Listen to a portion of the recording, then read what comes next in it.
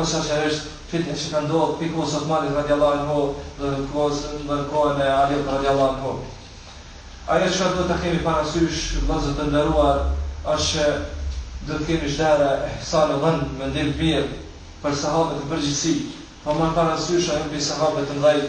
pa marrë parasysh ajo mbi atyre sahabë që ka qenë dalluar me ditori dhe me punë të hajrit, a nuk janë, do të kemi mendim të mirë.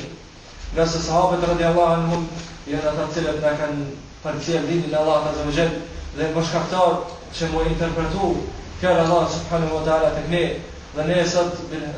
alhamdulillah me qenë të zonë rrugën e pejgamberit sallallahu alaihi wasallam, kadesht Allahu subhanahu wa taala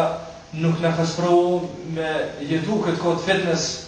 dhe kështu që të rujmë edhe gjuhët tona, bërë për atyne që e kemë frikën Allah subhanahu wa taala, dhe të kemi mendim të mirë, bindje të mirë ndaj tyne, dhe të mundohemi të mësojmë jetën e tyne radiallahu anhum, të praktikojmë ose të jetojmë jetën e tyne, se dhe të mësojmë edhe të tjerëve, të mësojmë të afërmit tonë, pasardhët tonë, familje tona, kështu që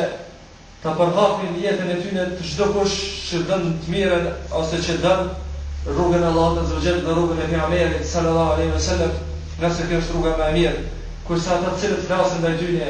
i akuzojnë sahabët radiallahu anhum, ose folin pa hak për Aliun, ose folin pa hak për Muawiya radiallahu anhu, posaçërisht për këta dy persona,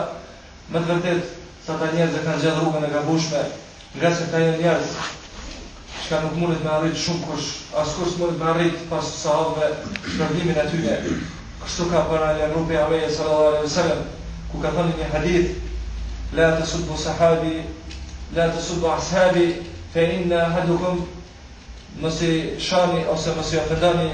shokët e mi,